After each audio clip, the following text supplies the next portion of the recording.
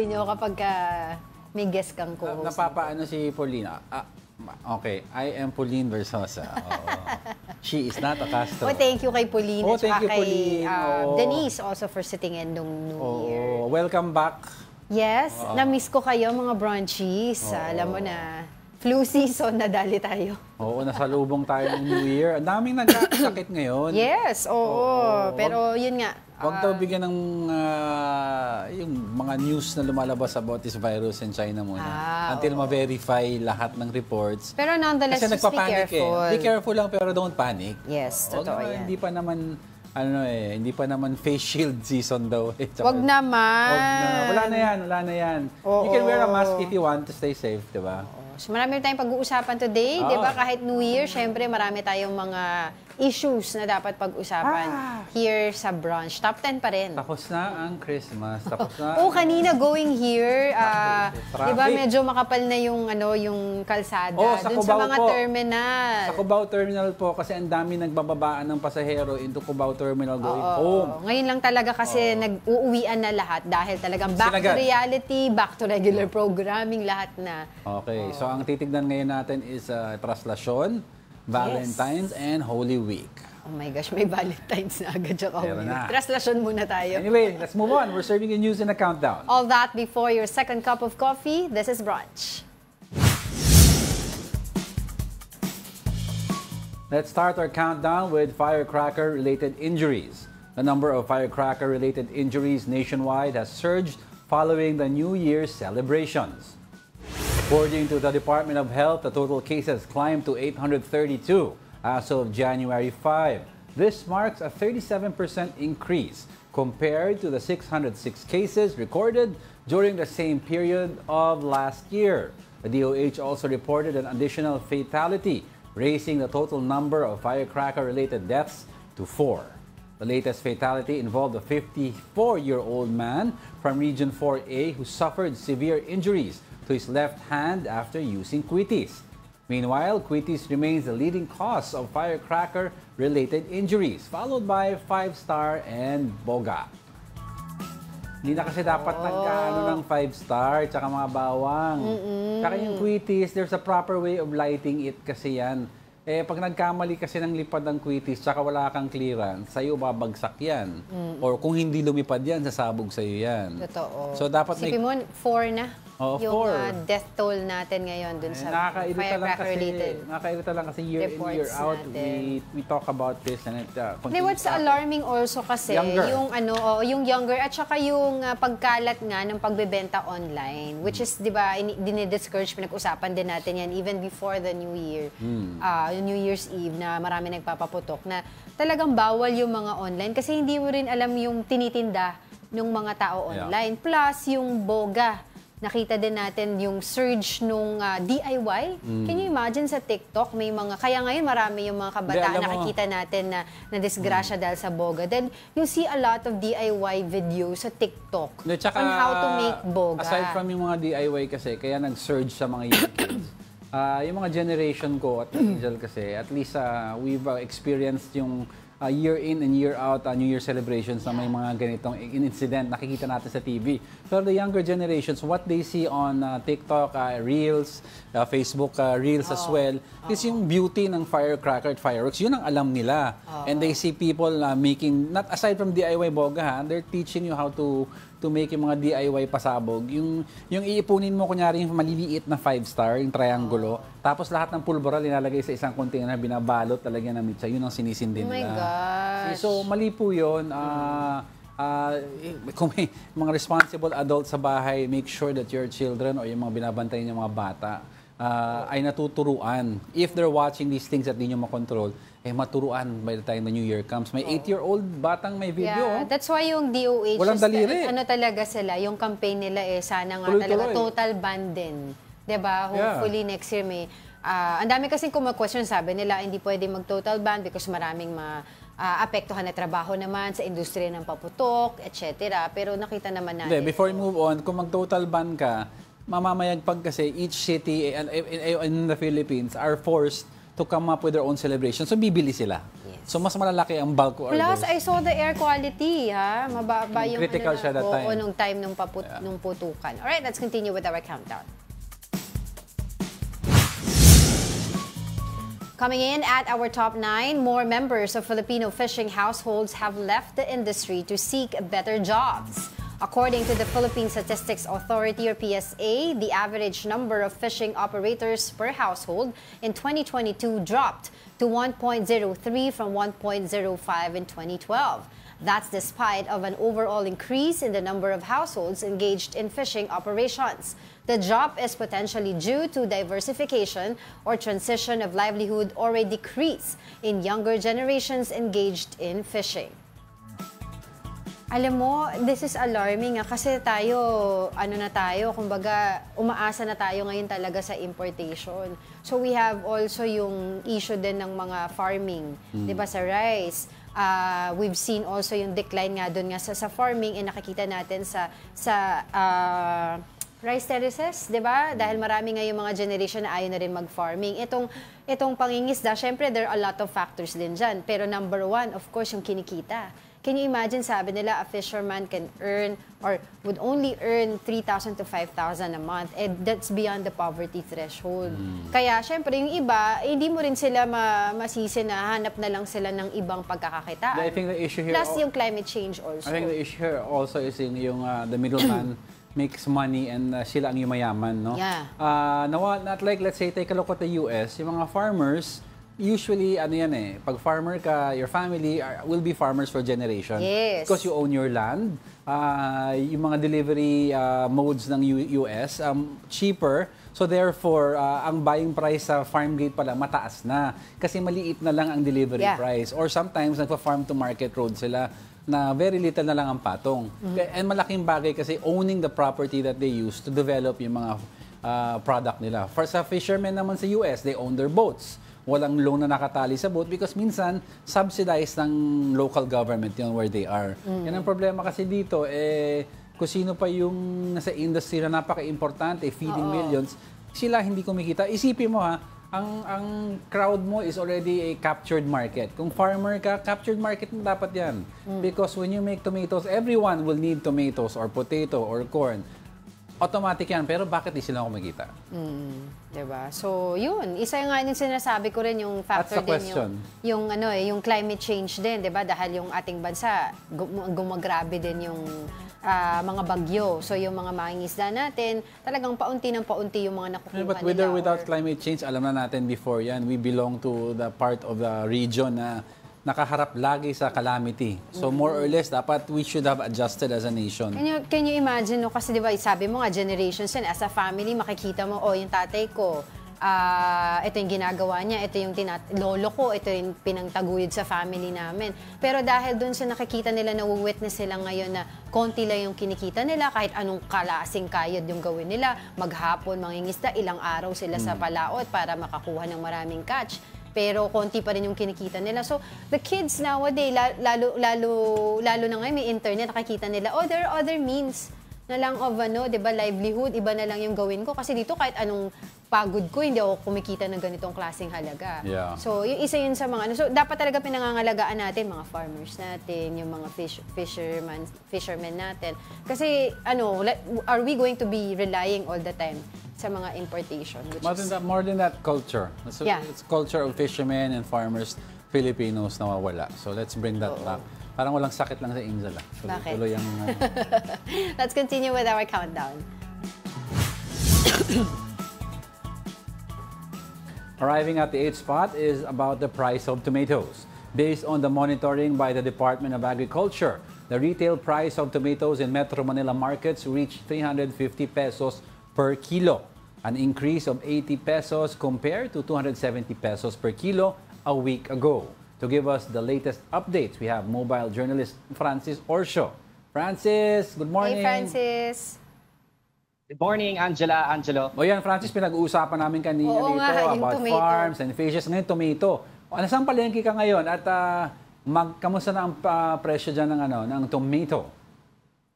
Yes, Angela, compared sa, nandito ako ngayon sa Balitawak Market sa Quezon City, and kung ikukumpara natin yung presyo ng kamatis to other markets across the Metro Manila, kahit papaano medyo mababa dito. Pero kung ikukumpara natin nung presyo ng kamatis noong kasagsagan ng Pasko, bahagyang mas mataas. Sa ngayon kasi, yung per kilo ng kamatis dito sa Balintawak Market ay nasa 200 to 250 per kilo compared noong kasagsagan ng Pasko at Bagong Taon, nasa below 200 lang yan. So ngayon talagang ramdam yung pagtaas ng presyo ng kamatis dito sa Balintawak Market, Angela. Hey Francis, so in other words, kung mga kababayan natin nanonood, kung gusto nila bumili ng cheaper tomatoes, Balintawak Market is the place to go. Ang tanong dyan, bakit mas mura sa Balintawak compared sa ibang markets? Is there a different way na they received tomatoes via delivery?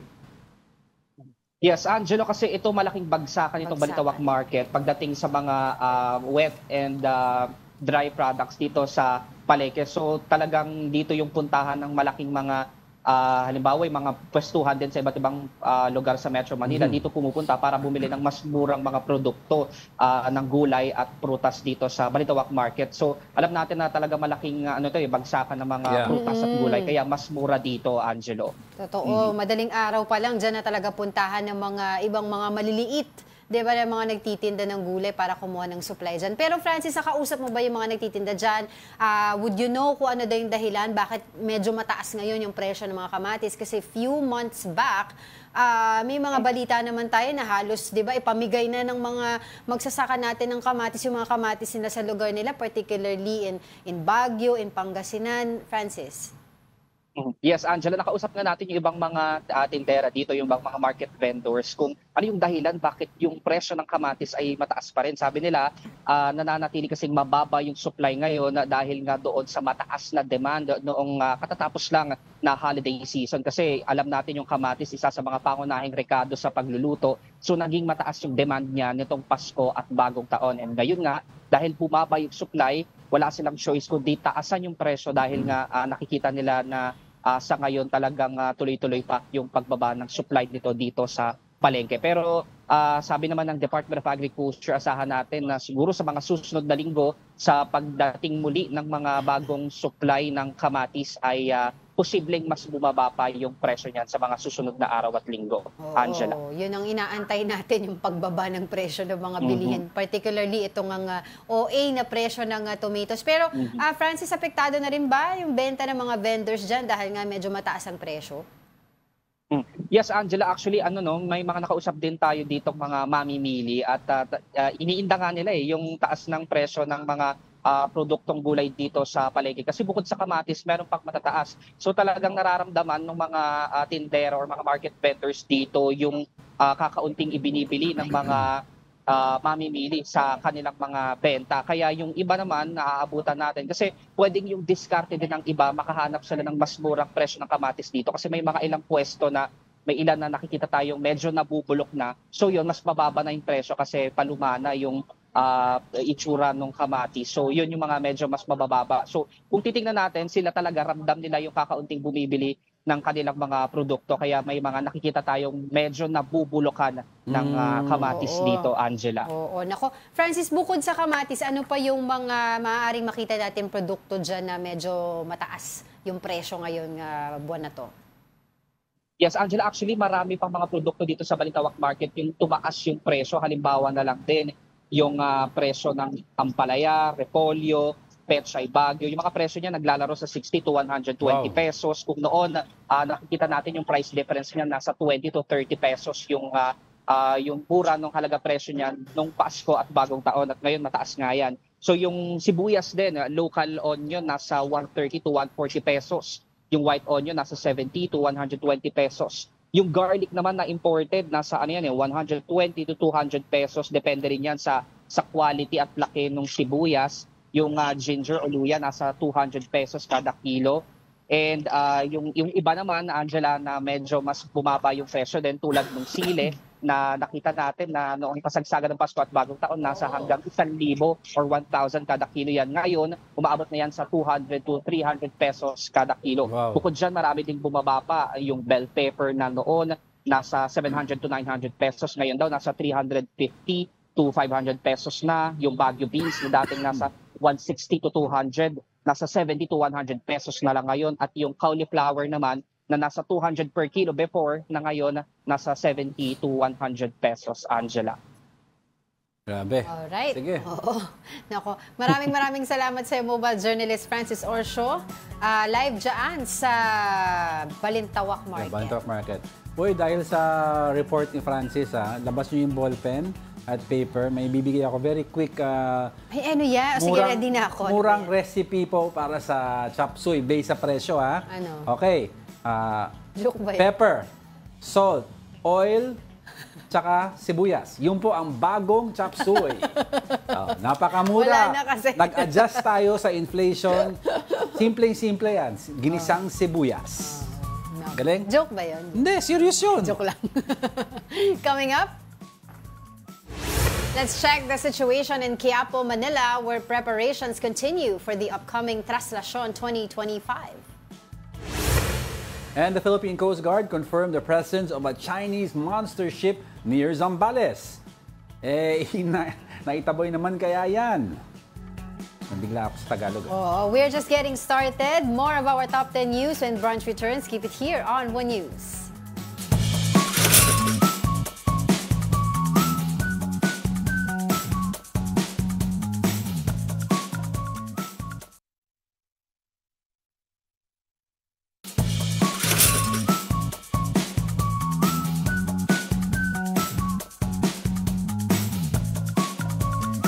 Good morning. You're still watching Brunch here on One News. Bati lang ako mabilis dito sa ating mga na-miss ko ng mga brunches. Naalala ko bigla si Migs Ebro. Nakita ko siya sa BGC nung 31 ng gabi. Ay, oo. Oo, batiin daw natin siya si Migs Hi, Ebro. Migs. No.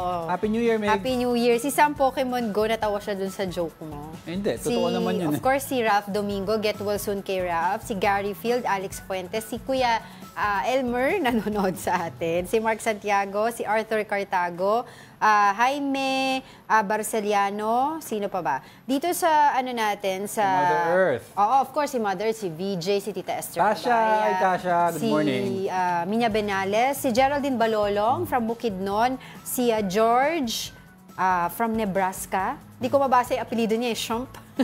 Ronald Maxte, Leonie Valdesoto, of course, Tita Daisy, Tito Naldi, and Kuya Jopet Cancio nanonood sa atin. Summer Cabrera, Gabriel Romero, Oscar, at saka si Ver Marquez. So, sabi niya, thank you po, kasi sabi na welcome. Yung sa recipe kanina, seriously, kada produkto ng vegetable na nagmumura, dadagdagan nyo. Eventually, may kamatis.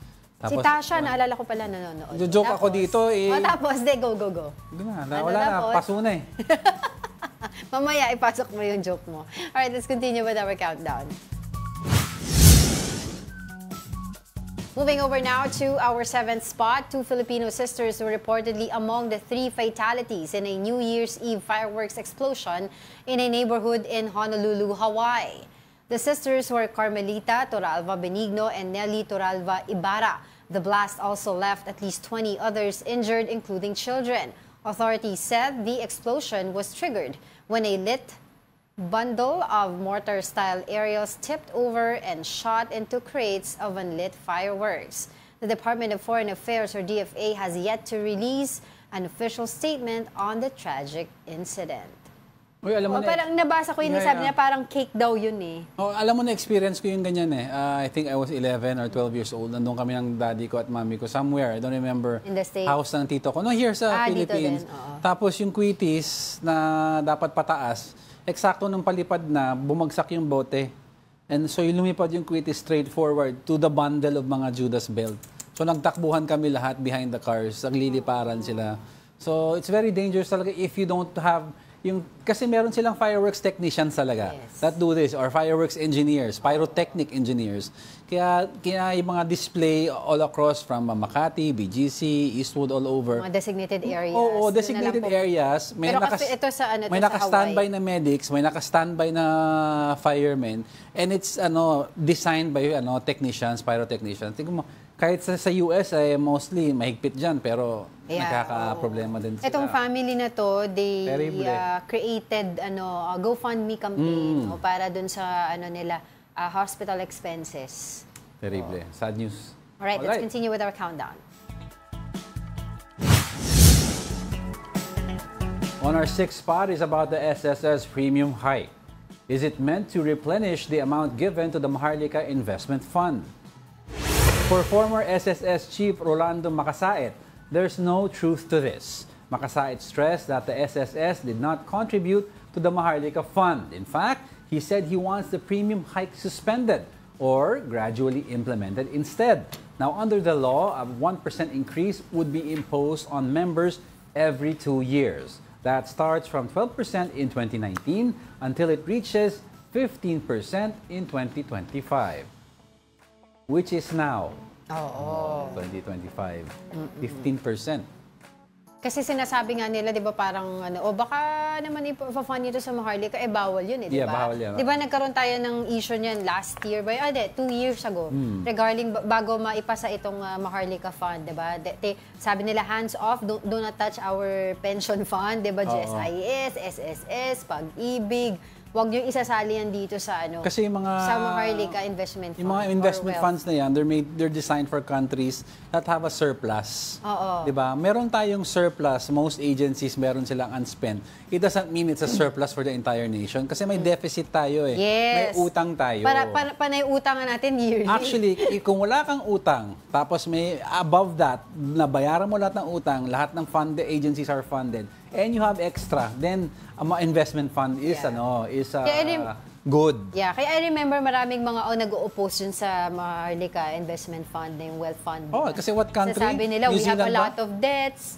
Tapos, parang very ambitious daw yung pa tayo. New Zealand, I wala think naman tayong abandoned. excess fund. I don't remember what country, they abandoned yung investment fund scheme nila eh. And to kickstart this fund, ang nagbigay yung mga Land Bank, DBP, di ba, 50 million each, ganyan-ganyan. Pero ito nga, tungkol naman sa SSS kasi, yun nga, nagtaka yung mga tao, bakit daw biglang may increase ng premium. Pero sinasabi nila, it was already nung pre-program. 2019, na 2020, 2023, and last itong 2025 hindi dahil sa, yung magkakaroon ng hindi po increase. dahil sa Maharlika yun. Yeah, but hopefully we can talk to somebody from SSS to explain this further, 'di ba? Para hindi naman kasi ang kinakatakot of course ng mga kababayan natin, especially yung mga members ng SSS, yung alam mo yun, 'di ba, sobrang laki na ng ngayon, ang taas na ng mga presyo, inflation. Tapos pati yung pagtataas ng premium contribution nila ay isa pa sa iisipin nila. All right, let's continue with our countdown.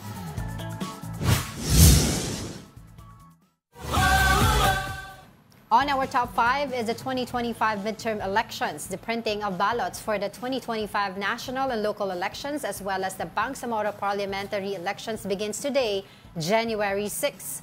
Comelec spokesperson Rex Laudianco said 1,667 ballot face templates have been prepared for the upcoming polls. These templates will be stored in Comelec's Memory Configuration Room and Election Management System Server Room. The poll body emphasized that these rooms are not connected to the internet, ensuring they are not vulnerable to hacking. Up to 73 million ballots are set to be printed. Okay, Lapit so na, ang target ng Comelec is to print 800,000 to 900 to 1 million ballots per day. Yes. Para ma-reach nila yung goal nila na by April 14 tapos. Tapos na. Diba? So tuloy-tuloy yung pagpiprint nila, nag-start na sila today, even if may ibang, alam mo yun, may nakabinbin ngayon sa Supreme Court kasi na appeal na TRO, specifically yung kay Congressman Erice. Yeah. Kasi disqualified Pero kasi siya. based sa cut-off nila daw, pasok pa rin sa ballot yon. Mangyayari lang pag na-print na yung pangalan kunyari ni Congressman Erice at biglang Hindi ko nga na-resolve alam daw with finality sa what they yung can next do, person daw ang ipapasok. Hindi, pero hindi ko lang alam ko kasi wala dito si Congressman Erice sa sa ballot. Pero ang sinasabi ng Kasi ng tinanggal Comelec, siya, dinisqualify siya dahil ng Comelec. disqualified Okay. siya. Pero ang sinasabi kasi ng Comelec is, sabi nila, they can only subtract pangalan doon sa ballot, pero hindi sila pwedeng mag-add kung nakapag-print na. Ito. Diba? So, So, to further discuss these issues and more, we have Comelec spokesperson Attorney Rex Laudianco with us. Attorney Rex, good morning. Thank you for joining us. Hey. Magandang umaga po, Sir Angelo, Sir Angela, sa lahat po ng ating taga-subaybay. Good morning po. Yes, Happy New Year. Happy New Year, no? Ano po updates natin? I understand, nagsimula na ang printing ng Comelec. Mamaya pong alauna ng hapon ang start po ng printing natin at sisimulan po namin ito dun sa balota po na gagamitin ng overseas. Meron po kasing 17 embassies at consulate na hindi po makakagamit ng internet voting kaya dun sa mga lugar po na yon gagamit po tayo ng balota at ng ACM. Kasama rin pong iimprenta mamaya yung pong balota para sa local absentee voting. Ito po yung para sa mga media, poll workers, uniform personnel na maaring hindi makaboto sa araw ng halalan kaya ayon sa batas pinapahintulutan po sila sa local absentee voting. Linawin ko lang, Spokes, no? So ito yung mga ballots for sa overseas, sa local absentee, at saka sa upcoming elections na yung pinaka-election natin, magkakaiba po ng mga features ito? Tama po. Yung sa overseas voting po at sa local absentee voting, national positions lamang po yan. Kasunod po nung dalawang nabanggit, ang iimprenta na po natin ay yung para naman po sa parliamentary elections ng BARM. Iba rin po ito kasi ang nakalagay po dito ay yung mga kandidato sa regional political party representatives at yung pong para sa district representatives ng parliament. Kasunod na po namin iimprenta ay yung para po sa national at local elections ng sunod-sunod na regions. Inuuna po natin lagi yung pinakamalayo katulad sa BARM, kasabay nung Batanes, and then hanggang sa pinakamalapit po, NCR po ang huli nating iniimprenta. Okay. So, tanong din po natin, ano kasi yung sinasabi po dito, itong gagawin po ninyo, kumbaga parang hindi ito prone sa hacking. Can you explain that to us? Opo, hindi po prone sa hacking ito. Wala po talagang magiging hacking dito dahil nung nag-generate po kami ng ballot face templates doon sa aming election management system room at server room, wala pong koneksyon sa internet ito. Lahat po yan ay walang koneksyon sa internet. Doon po namin ginagawa yan. Doon po sineserialize ang balota. At makikita nyo po mamaya, iha-hand carry po yung hard drive na nagtataglay po ng mga serialized ballot face templates. Dadalhin po yan at i-connecta rin po sa server ng National Printing Office na wala rin pong koneksyon sa internet. So mga ito po ay talagang mga stand-alone servers na hindi po nakakonekta online. Okay. Bukod po dito sa usapin ng printing of ballots, yung wala na rin daw po ngayong taon na to, ngayong election na to, yung tinatawag na transparency server. Can you explain that to us as well? Opo, wala na pong transparency server na nag-iisa na kinukunan natin ang lahat ng resulta.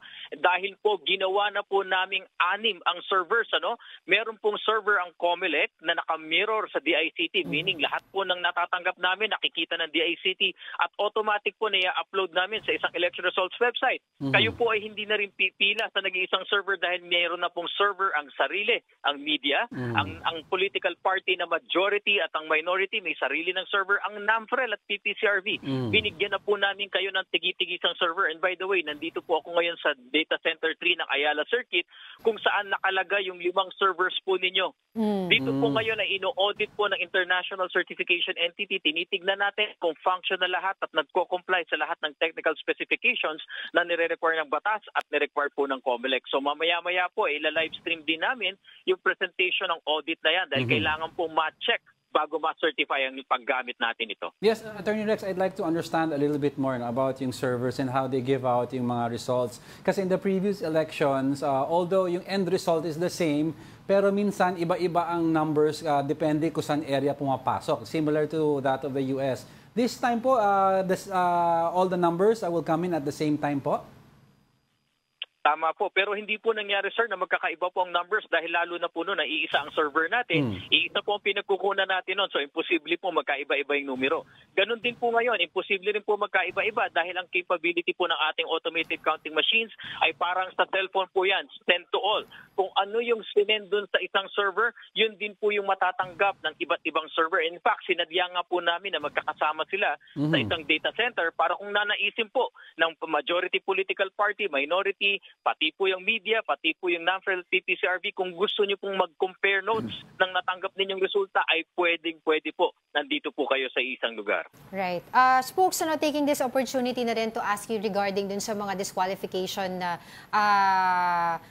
cases po natin, yung mga kandidato natin, particularly itong si Congressman Erice, saying also na baka daw po kasi kaya siya na-disqualified kasi siya yung isa sa mga umaangal doon sa tungkol dito sa pagkuha sa Meru systems. Naku, hindi po. Kung babasahin niyo po yung desisyon ng komisyon dun sa original, yung desisyon po ng division at yung pong pagresolba ng kanyang motion for reconsideration, ay kita naman po kung ano ang naging basihan bakit kailangan siya i-disqualify. Ito po yung pagkakalat ng maling balita at paglabag sa Section 261Z11 ng Omnibus Election Code. At isa pa po dyan, binigyan po siya ng lahat ng pagkakataon para sa siya makasagot. At ito po yung una, ay hindi po niya in-avail po yun. Hindi po siya nag-file ng sagot. Kaya nga po ito, nagkaroon ng pagkakataon sa motion for reconsideration, ngunit wala po siyang bagong nailabas na mga panamasagot dun sa mga alegasyon sa kanya at napatunayan po sa pamamagitan ng nakuhang facts na talagang nilabag niya yung ating Omnibus Election Code. So what happens now, spokesperson, meron po kasi siyang pending petition. Ngayon po kayo ay nag-imprenta na ng mga balota. Wala po siya doon sa mga listahan ng mga official candidates natin. What if po, hypothetically, nagkaroon po ng desisyon muli ang Supreme Court saying na favorable po sa kanya? What happens now? Una po sa lahat, nung umakyat po siya sa Supreme Court ayon sa Rules of Procedure, dapat sa loob ng 5 araw, makakuha po siya ng temporary restraining order. Wala pong nai-issue ang Supreme Court na TRO until now. Lampas-lampas na po ng 5 araw. Wala po kami nakukuha na TRO. Kaya nga po dahil doon, naging final and executory, in-implement na po yung desisyon. Pero kung sakali man po, hypothetically, na merong lumabas po na temporary restraining order, nasa huling parte naman po yung pag-iimprenta ng National Capital Region ballots at doon naman po siya tumatakbo. Tingin naman po namin baka naman sakali. Pero ang sinasabi nga po namin, matagal na po itong rule na to since 2010 at nakikita po namin na ang maayos pong ugnayan ng COMELEC at ng Supreme Court. Kaya po kung meron lalabas na TRO, di sana po lumabas na po ito. Well, lastly on my part, Attorney Rex, I'd like to ask you and take this opportunity as well. Hingi pa na ako ng update regarding si Mayor Marcy Chodoro regarding his issue sa Marikina po, sa mga distrito with regards to his supposed residency issue. Opo, hanggang ngayon po ay pending pa po yung kanyang motion for reconsideration sa Commission and Bank at hindi po gaya nung kaso po ni former Congressman Erice, hindi pa po ito nare-resolve. Okay, thank you. Also lastly, spokes, yung yung mga kandidato po ngayon na marami na mga naglalabasan ng mga ads at saka mga mga printing materials. Tama po, hindi pa po kasi pumapasok ang kapangyarihan ng COMELEC, nabawalan sila at ipasok sa regulasyon dahil ayon po sa Section 15 ng Republic Act 9369, kahit po nakapag-file sila ng COC ay hindi pa po sila maituturing na kandidato at hindi pa lumalapat yung mga pinagbabawal sa kanila. Ito rin po yung epekto ng desisyon ng Korte Suprema do sa Peñera versus COMELEC na talagang magiging kandidato lamang sila on the day 1 of the campaign period at para sa senators at party list, February 11 pa po yun. Para po sa local candidates, March 28 pa po yun. Thank you so much for joining us this morning. That was COMELEC spokesperson Rex Laujanco, Attorney Rex Laujanco. Thank you so much. Right, let's move on to the next.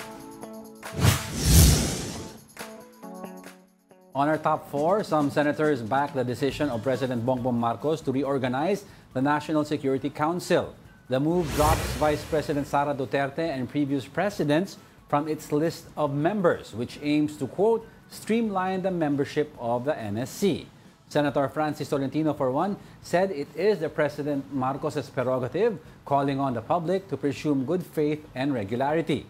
This was echoed by Senator Win Gatchalian, who said that the chief executive should be able to choose who he thinks can give him proper advice.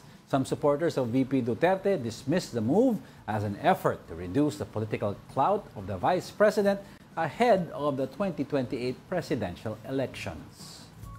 Nakalagay dun sa ni ES Bersamin, di ba? VP Sara is not relevant as of the moment.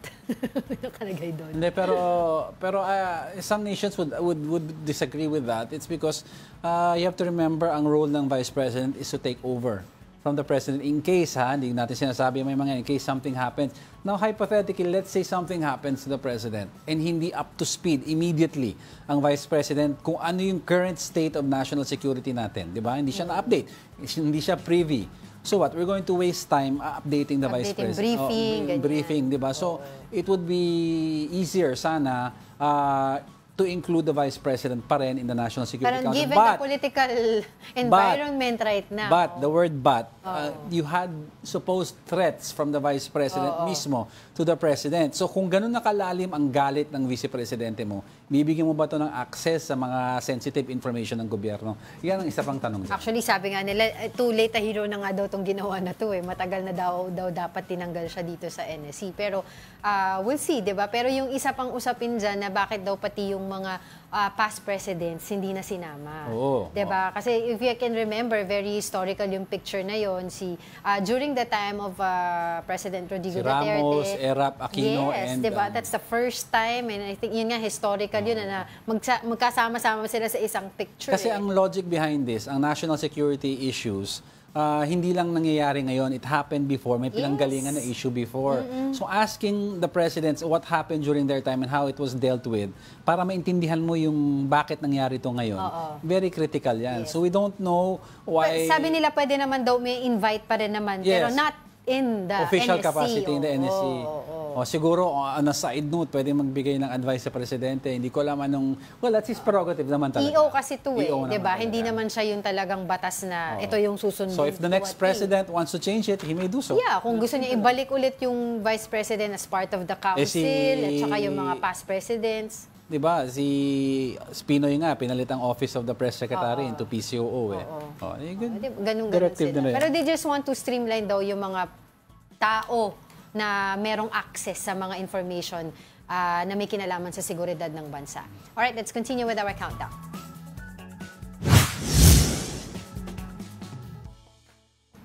Alright, for our top 3, let's check in on the preparations for the Traslasyon 2025. For updates, we have mobile journalist Merymon Reyes on the ground. Hi Merymon, kumusta ang paghahanda para sa Traslasyon 2025?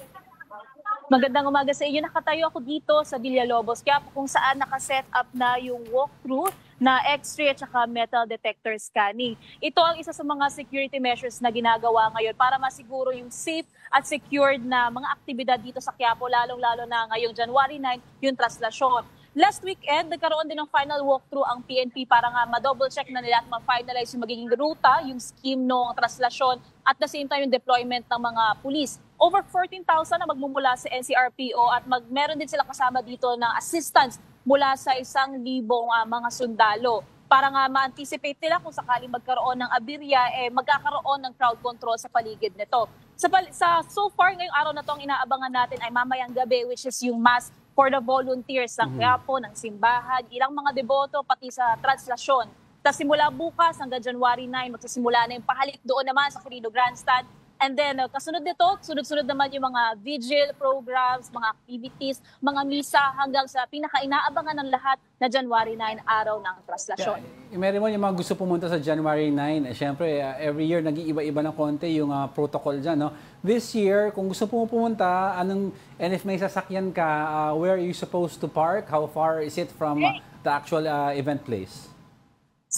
Magiging sarado yung mga kalye na madadaanan ng traslasyon, pati yung roads adjacent to it. So, ibig sabihin yung mga kalye na to, hindi na to pwede nga paradahan, lalo na yung mga umaasa na mayroong street parking. Isa pang nabago dito is yung metal detectors, mas nasa bungad na siya dito sa Villalobos, unlike last year na doon pa papasok ng Plaza Miranda. Yeah. So para doon sa mga pupunta, sa mga entry points, ang isang paalala agad na sinasabi, magdala ng clear bags o small bags as much as possible para hindi na raw sila maabala pagdating sa mga scanners. Kasi kapag nakita na malaki yung bag, kailangan pa itong isa-isahin. So ine-expect ng mga tao o yung ng security officers yung haba ng pila dito. So isa ito sa mga kanilang paalala. Pangalawa, wag na raw magsuot na magagarbong mga alahas. Dalhin lang kung ano ang dapat na dalhin. At paalala rin para sa araw ng traslasyon, merong liquor at gun ban. So lahat ng mga mahuhuli na merong bit-bit na either mga patalim, mga firearms, alak, o kaya naman iba pang mga bagay na pwedeng magdulot ng kaguluhan,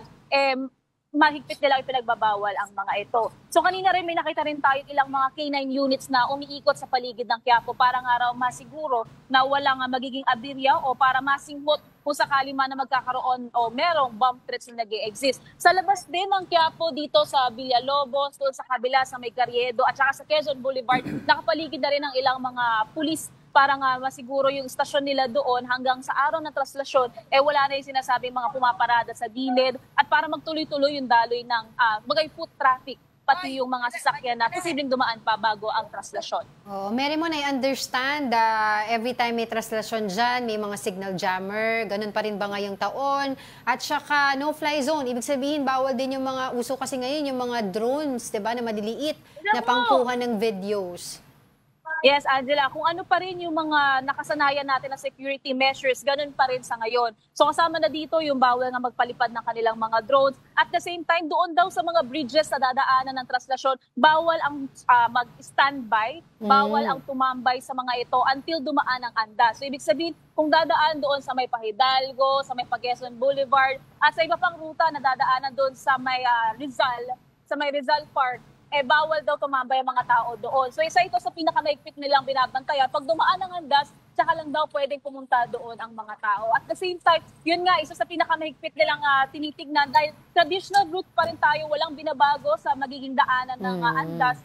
Mas nakapalibot ngayon ang mga tao dahil ina-expect nila yung 6.5 million na deboto last year, baka raw mas dumami ngayon kasi nga mas maluwag na ang mga social gatherings tulad ng traslasyon. Oo, nakita mo na ba ngayon, Mary Mon, yung sinasabi nila may konting pagbabago doon sa mismong andas para daw hindi na masyadong maraming mga deboto yung umakyat at makakapit doon?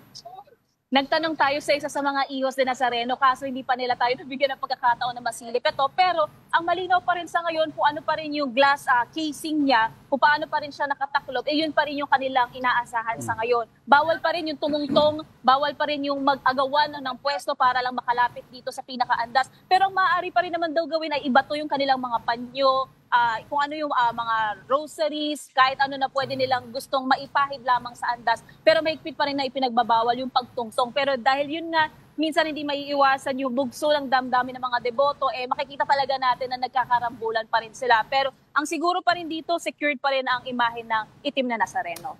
Mary Mon, with regards to, of course, yung traditional question, ilan ang dadalo sa traslasyon, I'd like to ask, mas expected ba mas madami, mas konti? It's because for the first time in history, yung traslasyon has been declared by the church as a national feast. Meaning, sakop na ng mga diocese all over the Philippines ang feast na ito. So, pwede mag-celebrate sa diocese mo. Parang sinasabi ng church, you no longer need to go to dito sa May Quiapo to celebrate it. So, do we expect more people or babawas ito ng konti? Yes, Angelo. Yan yung dineclare nga nung September last year. So ito yung isa sa pinaka-historical celebrations daw ng Quiapo. Pero base sa mga nakausap natin, kahit daw nasabay-sabay yung magiging celebration ng Pista ng Nazareno across diocese sa buong Pilipinas o sa NCR, meron at meron pa rin daw kasing pupunta dito mismo sa Quiapo. Kasi naniniwala yung iba sa mga ito daw yung pinaka-sentro ng selebrasyon ng poonga o imahe ng itim na Nazareno. Kaya na-expect pa rin nila, pwedeng dumami pa rin, pwedeng same, o kaya naman kung sakaling magkaroon daw ng sabay-sabay na celebration, yung iba, pupunta pa rin daw dito sa Quiapo. So, same measures pa rin last year, around 15,000, 14,000 yung security officers ngayon, 14,000 ng NCRPO plus 1,000 ng mga sundalo. Kasi nga, wala silang binabago sa tansya nila, marami pa rin tao ang pupunta sa Quiapo.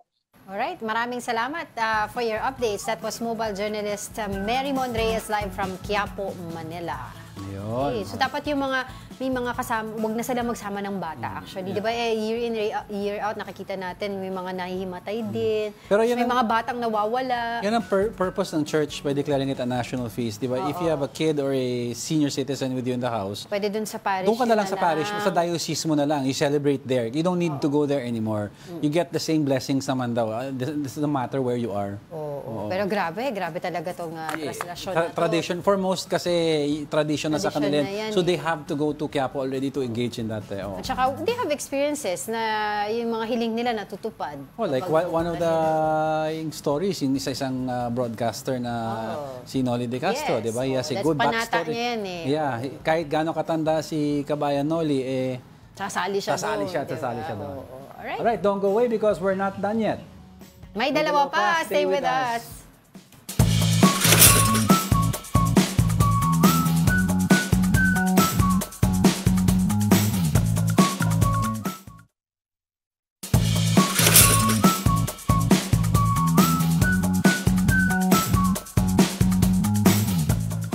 Welcome back. You're still watching Brunch here on One News.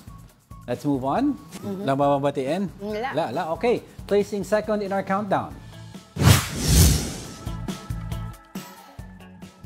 The Department of National Defense and the Armed Forces of the Philippines have reiterated their commitment to securing the country's sovereignty.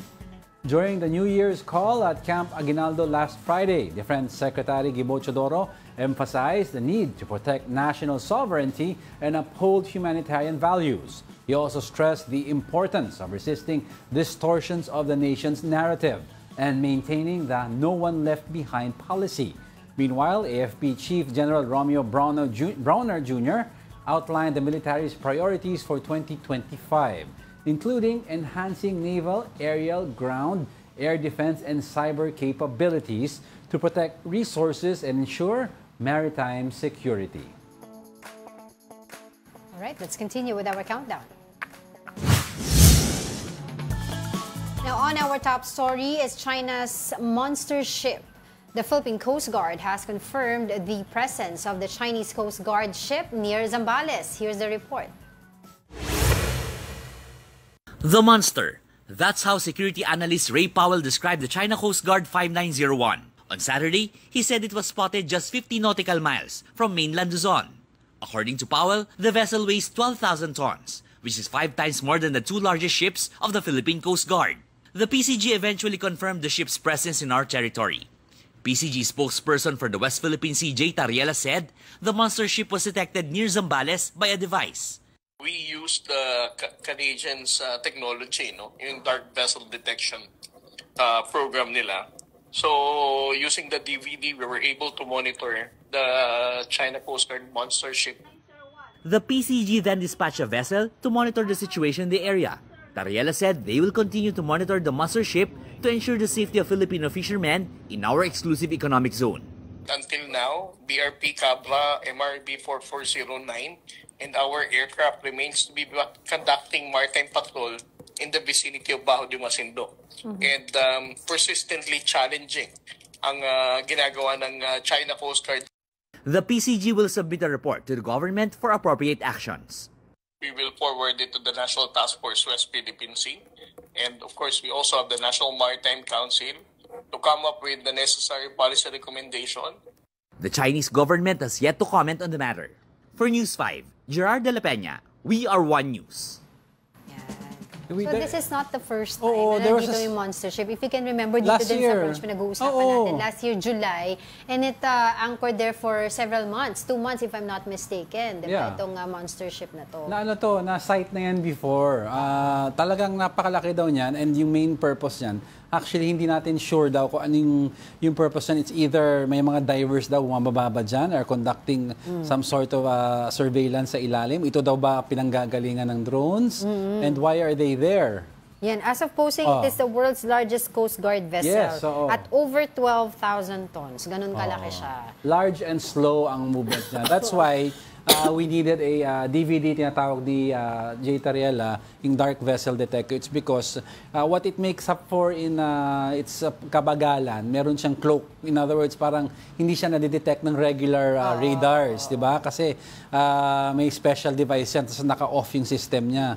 So, doon siya bumabawi kasi hindi siya mabilis tumakbo eh. Oo. Kaya sabi nila, what else can this monster ship do here dyan sa West Philippine Sea is, of course, to assert the rights. Yes. Diba? Parang pinapakita, sabi nga ni yung security expert, si Ray Powell, sinasabi niya last year pa na parang it serves lang parang for them, it's a billboard saying na, okay, dito kami, we can go here whenever we like, and this is our territory. Parang gano'n ang kanilang ibig sabihin. Kasi, so parang alam mo, posturing na, di ba, malaki kami, kaya namin ito puntahan, in and out kami. Kasi given the nature of the ship, tas based on the pictures na tinitignan ni Ray Powell, wala pa siya nakikitang threatening weapons na nakamount on it. Yes. So in other words, the purpose is really to serve, you're right, as a symbol, similar to that of yung Sierra Madre. Yes. Diba? Is this their Sierra Madre? Is this their beacon of their claim to what they call the South China Sea at West Philippines sa atin? And nung nandito yan nung July of last year, diba, wala naman din siya masyadong ginawa. Nandun lang Wala, din nandun siya. lang siya. Diba? Oo. Naka-anchor lang siya doon for 2 months. Ito, anong plano nila ngayon at this time around na pumunta ngayon, ilang months din sila, diba, nandiyan dyan. Sa laki niya, there's not much you can do against it. Kung maisipan itong monster ship, gitgitan at manggaan sa'yo, wala kang kalaban-laban dyan. Tapos, kasunod pa nitong pagpunta ng Chinese monster ship na to dito is yung pag-discover ng mga fishermen natin, di Yun ba? na, sinasabing drone. Sinabi mo pa yung drone, Hindi yung sea natin drone. sinasabi may relation. But, Pero ano kaya? Meron other bang analysts connection? are asking kasi na-discover ng fishermen ng drone, ito ba ang nagdi-deploy ng drone, itong monster ship? Anong ginagawa nila pag naka-anchor? Yes, Yan ang tinatanong ng marami, di ba? Kasi yung drone na yan, very little markings. May mga markings siya pero kukunti lang. Color yellow yung itsura ng drone kung makikita mo. And it's very advanced, yung drone. So definitely, it's not owned by a business daw. It has to be owned by the government for something as advanced as that. So ngayon, ang PCG is, asking, of course, yung National Maritime Council natin, ano ba yung next na pwede natin gawin regarding this. And I'm sure, nagpadala na tayo ng mga note verbal, di ba, asking ano ba to, ano bang purpose itong sea drone na to dito na nakita last week. Di ba last week yun, if I'm not mistaken? The yellow sea drone. So, mahaba-habang mahabang usapin ito, itong pag-uusap natin tungkol dito sa mga nangyayari sa West Philippines. Well, it's the start of the year 2025. Let's see ano naman panibagong antics meron ng China with claiming the West Philippine Sea. Di ba? Last year, ang daming nagpalipad ng flares sa isang air asset natin, di ba? Tapos yung daliri ng isang personnel natin natanggal. Tapos binutas ang isang ship natin by ramming it, di ba?